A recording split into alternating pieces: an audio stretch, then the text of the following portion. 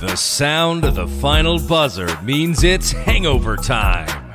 So grab a drink and join your host, Alphonse Sidney, for a Miami Heat Beat post-game show.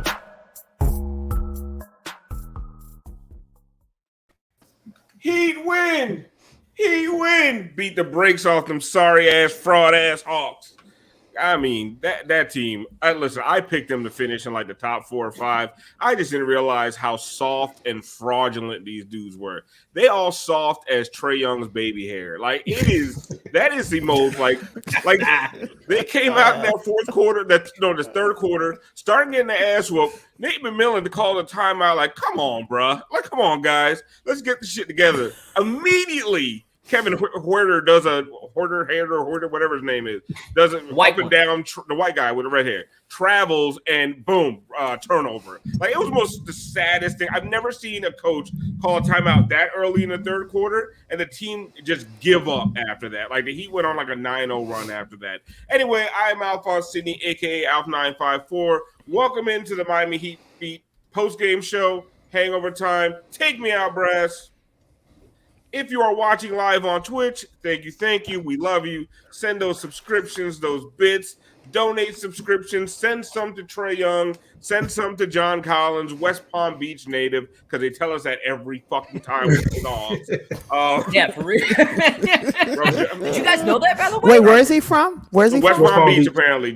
Fort Myers? And apparently the motherfucker wants to come home or something because he don't want to play there no more. We ain't got no room. They've been pushing me all game. You mad about Yurt?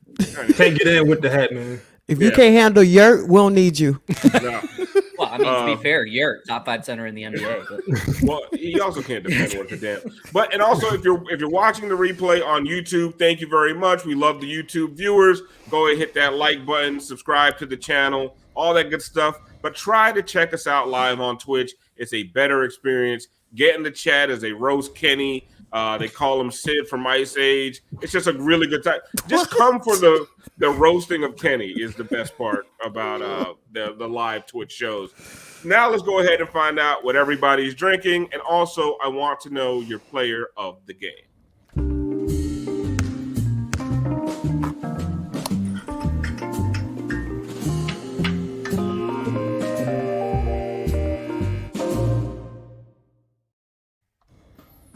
Levine Season 1 says in the chat, Tyler's not in the same conversation as Trae. He's beyond that. Let's be real. I mean, I take that straight to Moose. What are you drinking tonight? And I wonder who is your player of the game. Oh, you don't even got to ask, Mr. Let's be real and talk about the best player on the court tonight, okay? Mr. All-Star, Mr. MVP, Mr. Sixth Man of the Year, Mr. Number 1 in my heart, Mr. Tyler motherfucking Herro. I was 1 rebound away from making this a triple monkey shoulder and ginger ale, obviously. Ooh, no. But so we just got the double right now. But it's Wednesday, Moose. It's Wednesday. Save some. It doesn't matter, man. This guy had the game of his life right now. We got back. Even I'm telling you, might have a problem, Moose. We got back-to-back drip drop nights this weekend. Come on, settle down. Saturday. Okay, no Friday. All right, Tiff, what are you drinking, and who is your player of the game?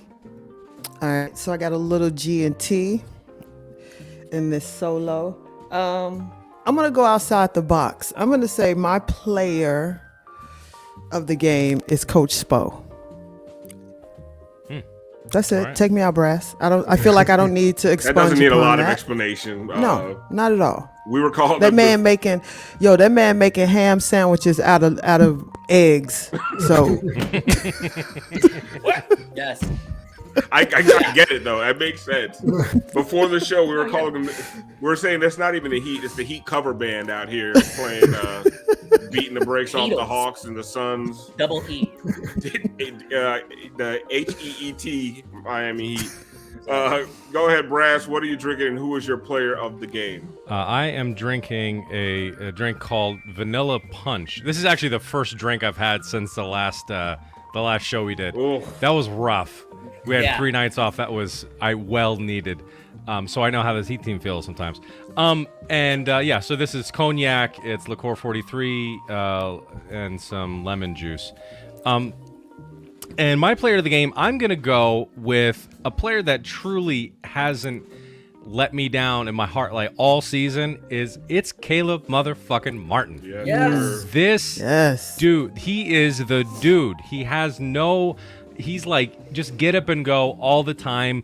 18 points, 10 rebounds, shot 50% from the field and 2 of 6 of 3. I mean, and just in the defense that he brings, man, this dude is he has Heat lifer written all over him. I hope he sticks around for a very long time.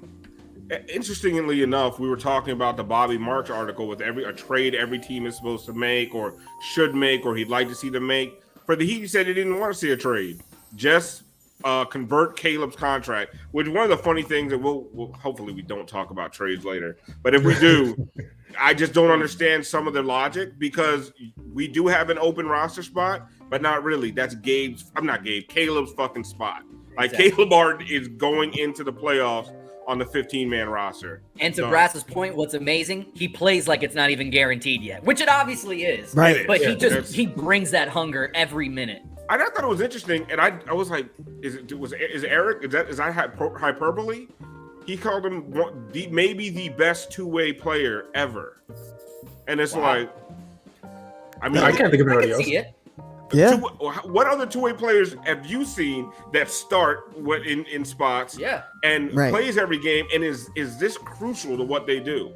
Hey, other team has a speedy point guard that's killing us. Caleb, go shut him down.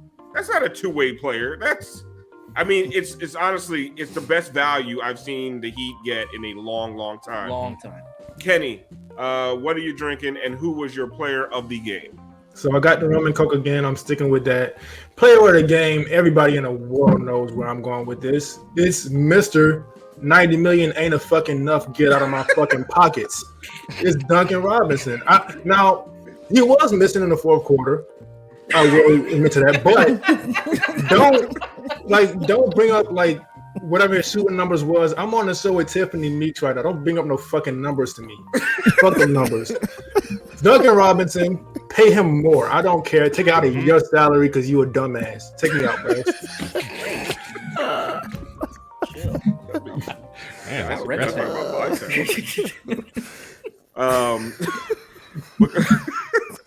Moose, how funny was that fourth quarter when Tyler is trying to get a triple-double? And you're just like, fuck that. Well, Yurt eats first. Exactly. That's what made it so funny. It's that you had two guys each going for like their own individual streak, which honestly, let's be honest, we never root for that with the Miami Heat. But even the guys on the bench were like pushing for Yurt at one point, then pushing for Herro. Like everybody wanted to have see their teammate have that moment. They were pushing for Yurt. They were screaming at Yurt, let Tyler get the fucking rebound. Well, not until they took him out. And then at the very end, the funniest part was Tyler got it right after the No. What should have been Tyler's ninth rebound, Yurt grabbed it, and the whole Strus was leading the charge. Like, what the fuck are you doing? And Yurt's like, what? It's like they don't have triple doubles in Turkey apparently. Tyler hates Yurt more than Alf does tonight. Yurt's like, I get rebound. That's what it was fun. It was fun to watch. It really was, and especially like in the middle of a blowout, it gave you another reason to like really still stay interested in the game. Well, and this is another one that was not feeling like a blowout. That beginning of the game felt like, no, we're going to start with this what feels like an insurmountable lead, and then we're going to cut it close, but it's because of our just fuckheaded read of the first 2-3 minutes. And it did matter because the entire second half we were just roasting these dudes. Well, I thought honestly, Tiff, the cuteness got caught up with them tonight. Yeah, I'm watching that first quarter. I'm like, all right, Spo, all right. Listen, mad genius. All right, you got Dedmon, Herro, and Duncan on the bench, and we out here because your boy Yurt was struggling. Even Strus was playing poorly. Like they were, it wasn't looking pretty. I was like, damn, we done got too cute. The luck done run out. But then That's a nice thing about having Herro and Duncan and Gabe and all these guys on the bench. Yep. Dedmon, they came in and just beat the shit out of the Hawks, broke their spirit, and it didn't matter who played the rest of the game. Right. And for the most part, I just think that they were just rusty. They've been off 3 days.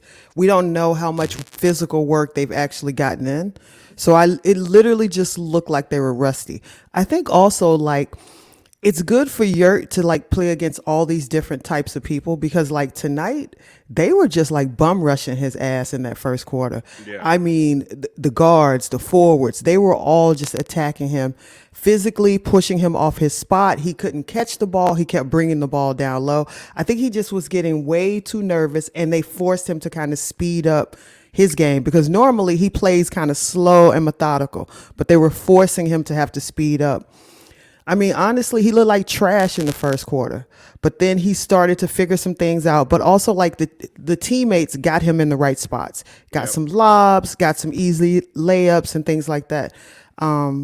But all in all, I think these are just the good spots, good moments that we need. You know, somebody's struggling, boom, pop somebody off the bench, let them come in. And I keep saying it like everybody thinks, oh, we got to cut it down to 7 players and 8 players and this and that. You're going to play who's playing the right way.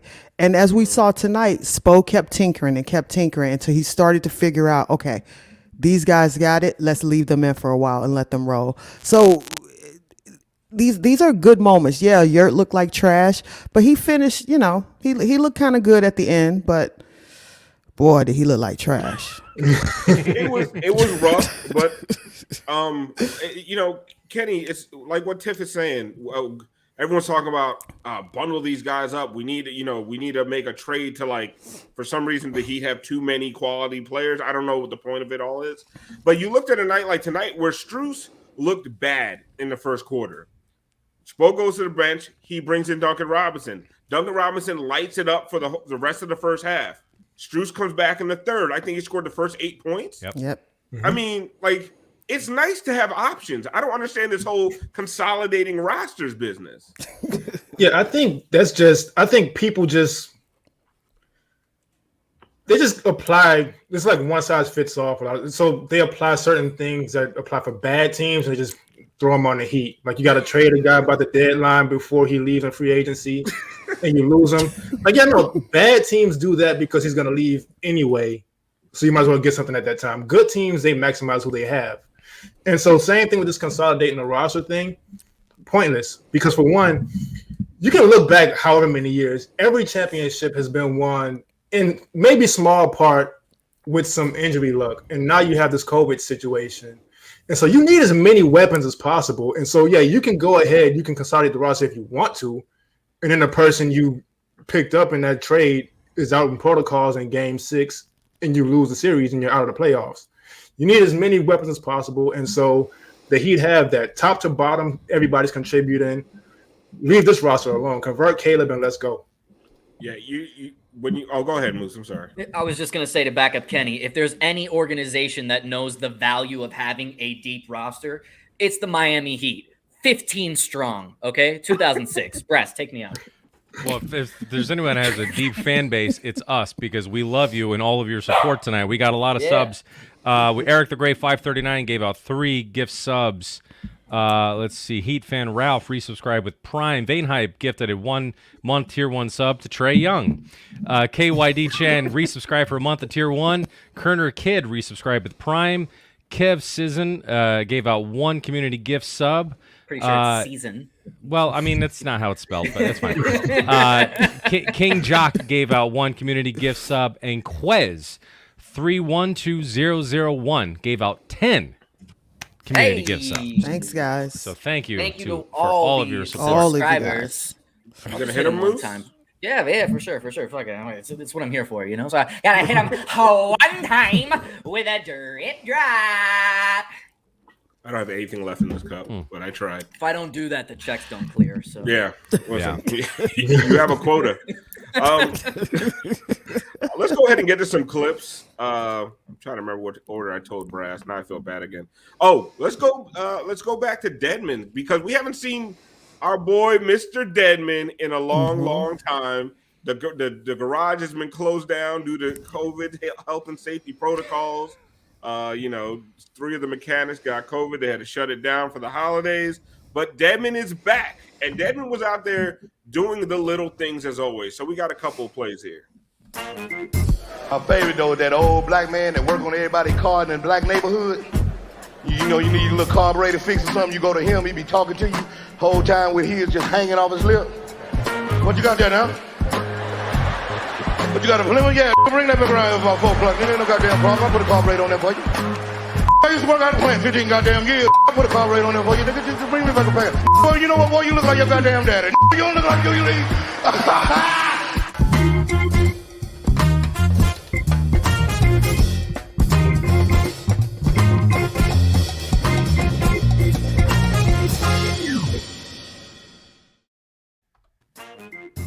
Okay.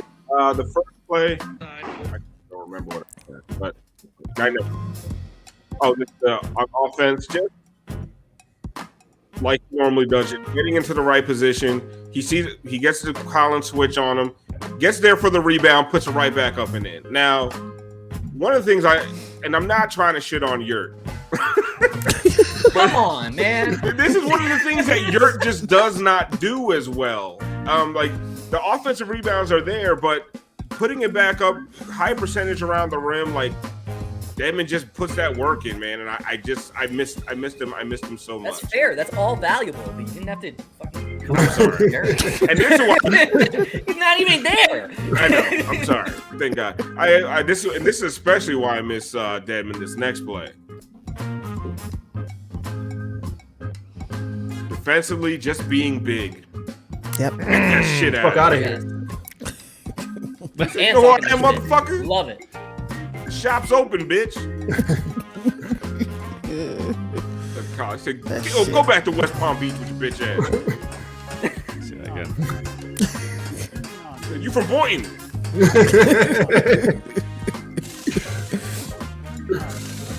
Hey, he was talking shit too. This Yes, he former team was. gave up on him. Yep. Yes, he was. Bah, bah. I missed As that. you should. Respect your elders, bitch.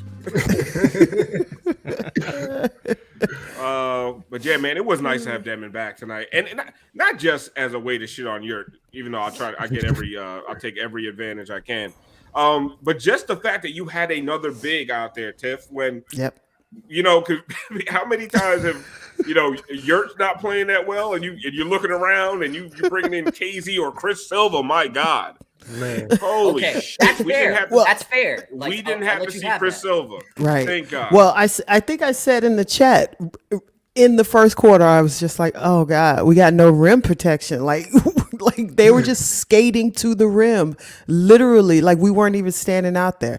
And lo and behold, who just shuffled on up. Let me see that thing. Let me see that.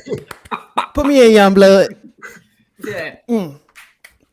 This Girth in the interior. Yeah, there you go. Yes. Honestly, I bet he was talking. I wonder if he talked shit to Silva the whole way back. Like, motherfucker, you know how to play backup 5 for the Miami Heat? Goddamn.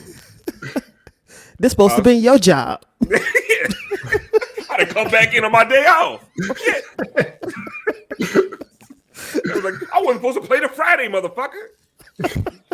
Yeah, for real. It was great to have Dedmon come back. Open up my vacation days. He didn't miss it. He didn't miss a beat though, man. No. He just always makes the right play. Yeah, he's really smart. Just smart as when it comes to just basketball IQ, just smart as fuck. Just always in the right place. And defensively, it was driving me crazy sometimes where we're just simple things like someone streaking to the rim, Tiff, and we're not even putting our hands up. Yeah. Like there's nothing happening. It's just like people are backing up. Like, I'm sorry, Mr. Young. Here's your layup, sir. Like, I didn't know what the fuck was going on. I think the thing. Go, Tiff. I was going to say, as there was a hezzy situation. Oh, man. I couldn't help it. I'm sorry. I couldn't help it. This motherfucker. Listen, that's another. Talk about missing people. I miss Dedmon, but I miss Ruth Riley Hunter badly. Kenny. Well, I want to one thing I want to say about Dedmon. What I love about him is he's got 2 distinctly different gears. because he looks, when he goes out there, he's like shuffling along. If players don't know any better, they just take it for granted. It's like, all right, they just got this guy for the size. And then all of a sudden it's like he turns into a second gear. It's like, holy shit. Yeah. Like, what is that? Like, he just. But the funny thing is, he has to rev up to that second gear. Well, yeah, that's true. It's true. He looks like a cartoon character. That's true. Right. But he gets there. Called the Scooby-Doo feet. But he gets there. Zoinks. Oh no, it's a fast break. Zoinks. Those dangerous kids.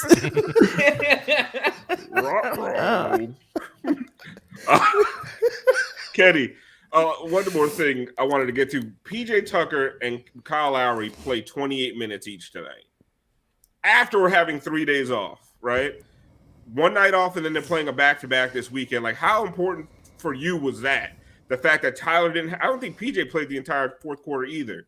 Like, those guys did not have to come in. There was no captain save them, like Tiff said. Like, you had these guys out there. So now you're missing – you're talking about two starters aren't playing, and Kyle and PJ. Bam and Jimmy aren't there. The rest of the guys brought you home on the road and kept two of your older veterans on the bench for the entire fourth quarter. That's big. Man, I'm telling you, this team getting decimated with injuries and COVID, it's been a real big blessing in disguise. All these guys are getting this experience. They know exactly what they can do. Their confidence is all up. They were celebrating before shots were going in. PJ Tucker turned around before one of his shots went in the game. This team is real confident, and they haven't had their two best players most of the season. And so, I mean, that depth is just everything. And then as far as Kyle and PJ only playing 28 minutes, perfect. If I'm not mistaken, they're the two oldest players on the team aside from UD. So let them rest as much as possible. Just beat the shit out of teams. And speaking of that depth, I do want to bring up a point I brought up in the pregame show. For all the fear and the doom and gloom at times, right now, the Brooklyn Nets are playing against the Chicago Bulls. If the Bulls win, the Heat are locked in by themselves at number 2 in the East. This is mostly without Jimmy and Bam. And so this is a dangerous, dangerous, dangerous team, especially now with all these guys knowing what they can do, having this confidence. People have been saying all year, you don't want to see Miami in the playoffs, and now it's just amplified because they have they have players with weaknesses, but listen, they're going to be a real tough out if they're an out, and I don't think they're going to be an out. That's my prediction. Yeah, this really sucks. Looks like Derrick Jones Jr. went down pretty hard. Yeah, a little bit apparently ago. he blew out it looks like he blew out his knee. Yeah, it was like non-contact. Unfortunate. It does not look good. It does not look good. Oh man, That really sucks. Man, shout out to a Heat lifer. Derrick Jones. I love that guy. I love that DJJ. guy. Yeah. Oh, that sucks. That's a damper on the game I wanted to watch when we got off of this. Yeah. But to Kenny's point, right now they're basically in a virtual tie with the Brooklyn Nets. Even if the Bulls win, even if the Nets win, that means the Heat are only 2 games out of first. Right. I mean, it's right now they are sitting so pretty, and there's a lot of talk about Bam and somebody else that I don't know if it's Tiff or Siobhan don't want to hear about anymore in Depot. But I mean, Depot. I'm pretending his ass is still Clark Kent right now. He ain't playing. He ain't on the team. He ain't coming back. So that's what I've been saying. How I look at it is, if this man is giving you 80% or better, right? Let's just say 80% or better, because who knows? I ain't a fucking doctor. Get boosted. That's all I know. You add in that Vic to this chaos that we got. Come on, y'all. Listen, I saw them run roughshod on Brooklyn in Brooklyn. Right? Yep. With all the white dudes just shooting the shit. Jimmy in the passing lanes, just fucking up everything. So you telling me y'all want to swap out 4 of these dudes for fucking Thad Young? Come on. Listen, this is who we got. This is all we got. And this is what you're going to work with. Right? I do want to. It's enough. And this is all we need. Seriously, but if you work it the right way, it's enough. You're as good as your options, and Spo got plenty. Right. Last year, we needed Depot. We were excited Exactly. to have Depot, to get Depot because we needed him. The team wasn't going to do shit without him. This team looks good even without our best players. So we're in a good position. It's just the Depot thing is icing. That's icing on the cake, man. It really is. Don't read it. I'm not gonna. That's visual only. Tune in. Yeah, I mean, to visuals. Exactly. This is why you watch live on Twitch. Speaking of dangerous whites. Sorry, okay. go ahead. No, I was gonna say if Depot comes Transition. back and he is like, as long as if he doesn't get hurt and he is anything above like 50% on the floor, that's a plus, man. That's a huge Listen, win. if Chris Silva can find minutes, we can get some minutes for Depot out. true. Well, think about it. We're like, oh, maybe there's a buyout. Your buyout is sitting on the bench. Yeah, it's done. It's done. Exactly. Oh, they need to make a move to fill the 15th spot. Convert Gabe. It's all in-house. Like, that's the thing that's crazy. And you know what's funny? And we're going to get to Gaga of the game right here, speaking of dangerous whites. The funny thing to me is, like, this season, after what we've seen, like, them be able to be successful without Jimmy. Last year, whenever Jimmy or Bam was hurt, it was a fucking nightmare, right? Like, we'd see Bam put up these big numbers, but we were losing a lot of those games. Then whenever Jimmy would come back, when the team with Jimmy last year had the same win percentage as the Bucks. With Jimmy playing. Without Jimmy, they were terrible. Mm-hmm. This year, without Jimmy, like, let's say Jimmy tweaks his ankle in the playoffs and has to miss 2 games. Are you that scared of Max Strus starting or Caleb? Right. Absolutely not. You know what they can do. And you've seen them play against top-tier talent. We're not talking about just beating the Kings or beating the Pistons or even tonight, like beating the Hawks. They went and beat the Suns. They've beaten good teams with those guys playing big minutes. So this prepares you. Like, if Bam has to miss some time and you're going with the Dedmon Yurt front, 1-2 punch at center, you're not that afraid. Like last year, I mean, when you knew those guys were hobbling into the playoffs, you knew. I mean, after the first 2 games, you're like, this shit is done. This year, they have a lot of ammunition to throw at other teams, even if they lose somebody. But let's go to the Gaga of the game right here.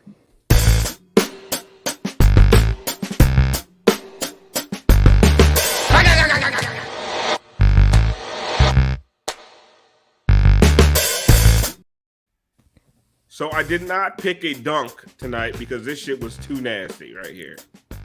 This is all you need. Here you go. Rim protector Tyler Herro. Hit everything. Hit him one time with a drip block. Tyler Herro for Defensive Player of the Year. Send it in, book it. Hell, Kenny. Why not? He ate his Wheaties. MVP, MIP. And then you put his hand on the backboard and still finished with a great game. That's apparently for the past few years, it only takes blocking shots to win that award anyway. So yeah, well, you just have to be the center on a good defensive team to win that award. Yeah. Since Bam's hurt, give it to Herro. Tyler's had some amazing games this season, but this one, like, the whole time I was grinning ear to ear, man. I just loved literally everything that he did tonight. Complete game, Brass. Yeah, You're absolutely right. He was. I said in the chat, he was bouncing off the walls like he snorted a line of culture. Yeah. But like he was just so like he was so hyper, just like moving around, but like in the best way. It's not. He never looked flustered. He always looked like he was just like focused and he kept that same energy the whole time, man. It was so good. You know what's funny about Gaga? It was either going to be the Tyler block or the missed Yurt dunk where he tried to kill a man. I needed that shit to go down. So even I don't care. Like, I needed that dunk to go in so bad. But yeah, he had I think that he got it off the ricochet and dunked it again. So even with the miss, I'm happy for him trying that because he typically doesn't play aggressive at all. And so go for that miss. I don't care. Go for that. Yeah, usually he would have shot the floater there. Yeah. That he never makes, by the way. So it's like, just reach your fucking Monstars ass arm out there like Jordan and dunk that bitch. What are you doing? But you know what? As much shit as I talk about Yurt, he doesn't really put together a lot. Yes. He doesn't put together too many bad halves in a row. No. He learns, and he learns quickly. Yeah. Exactly. And look at the progress that he has made on his interior post moves from when we first got him at the start of the regular season to now. Like, even I would say just even from the first quarter. okay, but that's fair. But what I'm saying is, man, you're looking at the progression that he's making, not only through playing with Haslam in practice and all that shit, because that matters, but again, for all these guys, but especially someone like Yurt 7, this stretch where we put so much on them, but they not only stepped up to it, they were dominating in their minutes. Like, it's just really Yurt Island, stand up. Tonight was a great game for him, man. I mean, Yurt is playing really well. He's averaging, is it 15 blocks a game? Yurt block. I don't know if he got an island. 15 rebounds a game. No. But he's got Yurt an island Peninsula. too. But I'll send you in the DMs. Yeah. But the thing is, like, y'all just chill out. Chill out. The haters, the lovers, just pump the brakes a little bit because Yurt is he's playing really well. He's doing the things that we need him to do to win games. But just because he does that and he's making amazing rebounding numbers doesn't mean he's our starting center, like, going forward. There's a happy I'm medium. not saying Like, that. I'm let's- just no, saying I'm he's not- a top Moose- 5 center. Don't make everything Of about course you. it's negative. No, but there are people out there that I just calm down but you know, when they call upon him, he has done an incredible job, and I'm excited to see what the future holds for Yurt. I really am. Yeah, and Go ahead. to Brass's point, just have fun with it. I mean, we're rooting for probably the best organization in sports as far as front office coaching, and so we don't have to play that role from the couch pretty much ever. Let's just have fun with it. Yurt's playing great for his role, whatever it is. Let's go. It is a lot of fun, man. It like when he came back in, I tweeted out they just because the lead dropped to like 13. Immediately, Yurt comes back in. You could tell it's a set play. He catches it at the elbow, just a beautiful little inside dump to I think it was Struce or Herro. Somebody just fed him for a layup, and I was like, "Look, it's point Yurt," because we saw that.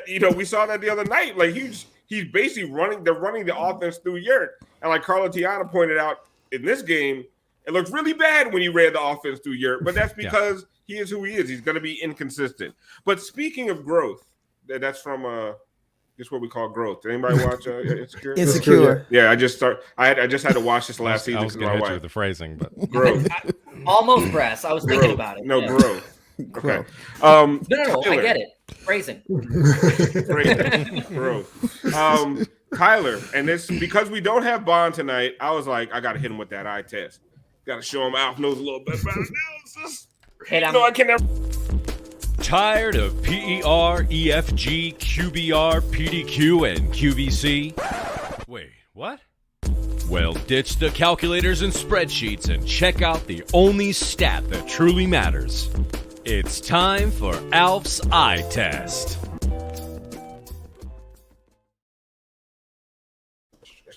Analyst muscles real quick. Now, we have been saying, go ahead, pause, Brass.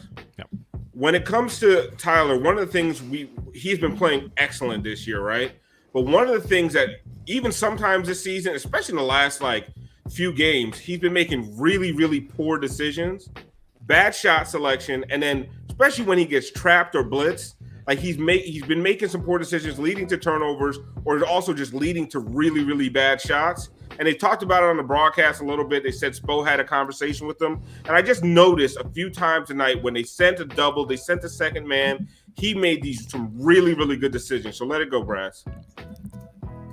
So he gets the ball here. They come up somewhere. So he's patient with the ball. They come up on the pick and roll. He gets Trae Young on him. So, of course, Bogdanovich gets scared. Runs up and then, boom, makes a good decision off the double team, gets it to PJ for the patented floater. Like, that was Wade-esque with that splitting that double team right there. Nice. Go ahead. Go to the second play. It's another one. They come. Beautiful pass and leads to the Dedmon foul. Doesn't get an assist for that one, but look at that. I mean, the angle on that pass, that pass to Dedmon. This is something, and he had another pass like that too. I believe Duncan last game, where he's just completely fooling the defense. just taking advantage of these situations instead of just word to karate, instead of throwing it into the third row or taking a bad like that used to be a bad turnaround fadeaway right there. And he's just doing the right things, getting the ball to the right people. I love his look at Kyle. His look at Kyle was right when he passes that ball, though. He's like, look, so great. But tonight specifically, this combination of Tyler and Dedmon, especially on the pick and roll, killing the Hawks. And again, this is something that we've seen Tyler progress. He wouldn't have made these plays last year. Maybe one of the two, not both of them. You know, like this is something that just comes with more progression, more minutes in playing, and having an offseason to actually work on it. Yep. And this was my favorite play, this next one. Just the recognition of the double coming, the trap coming, boom, right out of it. Like, that was beautiful. Like, that is like D-Wade right there. That was Dwayne Wade. Like, you're taking advantage of Trae Young sucks defensively, right? Oh, yeah. You're taking full advantage of Trae Young there. And just, I mean, that was just beautiful. Like, just the anticipation, the recognition, go. He should be living off that mid-range jumper right there. Just every time. That was beautiful. Yep. So good. But I'm not as good as Bond, but that was my eye test right there. I just think that tonight, he was making, the last two games, he's been making much better decisions when faced with pressure, faced with traps, faced with doubles. Because, guys, that's what's going to start happening to him, especially without Jimmy and Bam out there. Like, teams are going to start game planning for him, and he needs to respond. And tonight, I thought he did. And I thought he did well against Phoenix as well. Just nothing. No, I mean, I agree. I was waiting on Moose. I mean, I'm sorry. I didn't. I'm gonna hit him one time. Great drive. Just keep the show moving, guys. But did you notice John Collins was in every highlight? Sad. Oh my poor baby. Oh, yeah. John, don't call me Joan Collins because he looked. One time for Fort Pierce. And he looked miserable. I really don't want to talk about this, but this is the guy Heat fans are clamoring for in trades. And I won't leave it at that because I really don't want to have the conversation. I'm really sick of I've always hated hypothetical trade talk, but tonight was an example why you just let the front office do what they do. John Collins is not really. He's not PJ. Yeah, exactly. I was going to say, shout out to the comment below because I agree. I'll take PJ over John, especially for this specific team. That's the thing. It's about this team and what they need. They need more PJ. Well, and Bucks fans were saying that when we got PJ, that listen, he's going to drive you crazy in the regular season, but wait till he gets to the postseason. He's driving us crazy, but not in the way they thought. He's driving me crazy with love. I know, man. Crazy about him.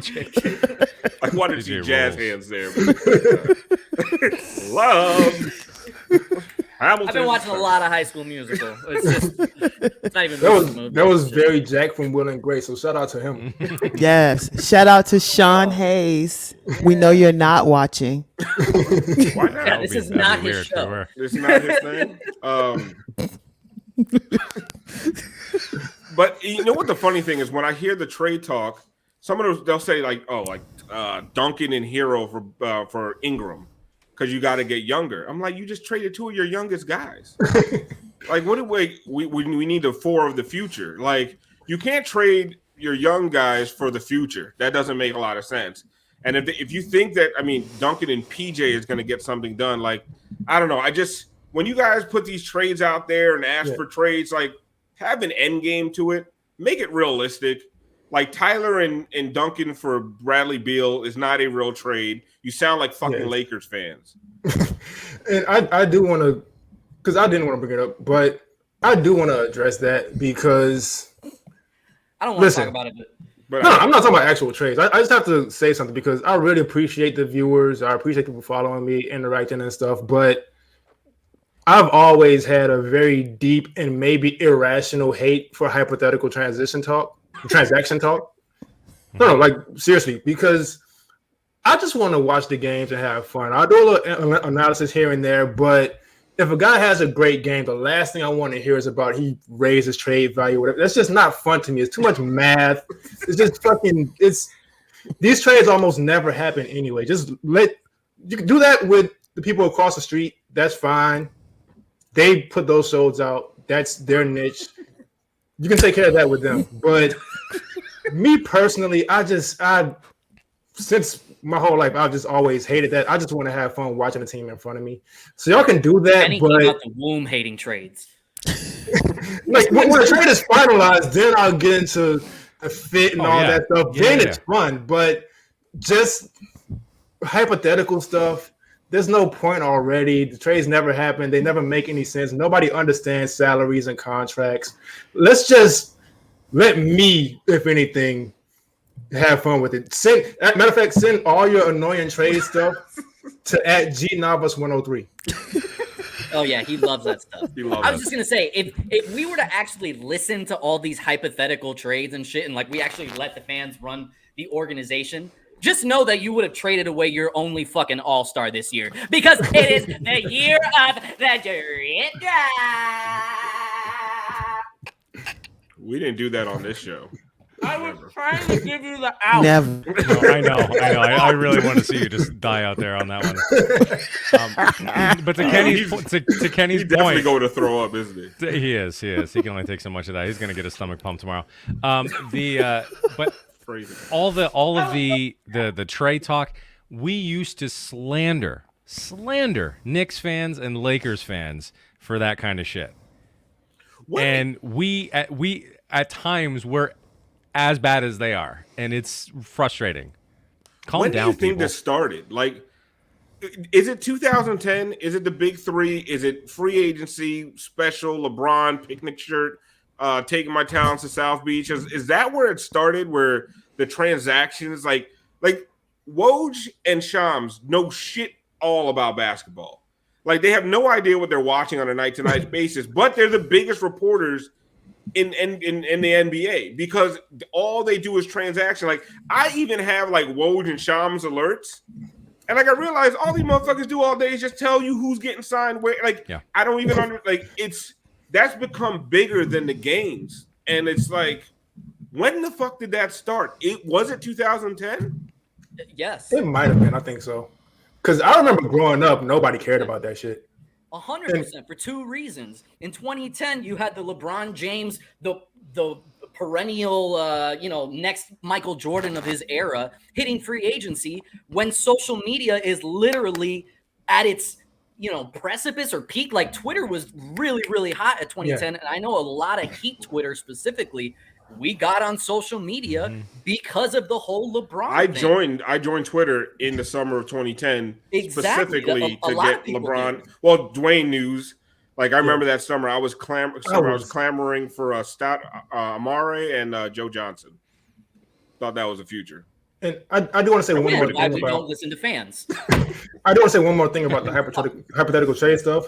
I haven't said this on air before. I've said it online, but you have to pay really close attention to who's reporting it and what they have to gain from it. Because if I'm like a small local guy and I'm looking for attention, I can just put some, like, let's say ESPN showed my tweet one time. I can say, put in my bio, I'm from ESPN. They usually say featured on, quote unquote. So they'll have these credits in their thing.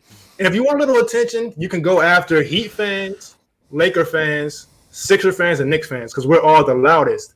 And if you notice, every time somebody, quote unquote, demands a trade, those are the destinations, because you want those fan bases talking. You want attention. You want a following. You want to build a following. And that's a cool career move. That's fine. I'm not mad at it. But the audience and the fans just have to be smarter in picking out what to listen to and what not to listen to. If it's not somebody who's already made it or whatever the case is, just kind of figure out who they are first, what they have to gain from it. Figure out fit on the team. Why would this team want this player? Why would this player want to go to this team?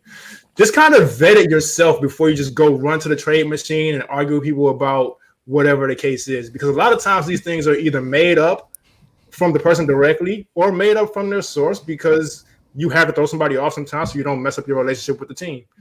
And so I guess people have fun with trade talk for whatever reason. I don't get it, but just try to figure out what makes sense and what doesn't before you just dive into it. Go ahead, Moose. I see you raising your hand. Well, I just wanted to say to Kenny's point, I do agree. You have to vet who you're looking into. I think some of the best local sources happen to be, shout out Deuce's Podcast Network. I would also say, Moose was the one that first reported LeBron James leaving Miami with the tow trucks. I was kind of a viral sensation, if you will, all over the world, AP, ESPN, and all that. So to Kenny's point, yes, make sure you're following the real, Heat local insiders that have the scoop. And somebody in the comments actually did bring up a point that I forgot. Oh, you got more? Okay. Well, it's one last thing. You have to remember, for a trade to happen, both teams have to agree. And so whatever proposed trade you see or whatever argument you're having, figure out why would the other team want that? Why the fuck was anybody believing that the Pelicans would trade Brandon Ingram for Duncan Robinson last season? You have to just pay attention to these things before you just go out and believe them. Mm-hmm. Just vet it yourself. I would say Kenny does have a point. Like, you got to be discerning in the trade talk, like who you're listening to. Like, I just see people get all up in arms because NBA Central sent some shit out. Like, NBA Central's not even verified. Like, what are we doing? Every time some dude says, in his gym shorts waiting for his lunch. Every time somebody says they want to trade, John Collins isn't happy. Eye emojis. Oh shit, John Collins next to man, perfect fit. Blah blah blah. I don't know. It's just like I feel like this is such a fucking fun season, and what we did was just waste 20 minutes talking about how other people are ruining the fun of games like this by talking about other people ruining it by talking about trades. How's that for Heat win. Herro type situation there. Oh shit! Did y'all see Herter trying to get on that on Lowry? Thought he was at Magic City. It's Kodak White.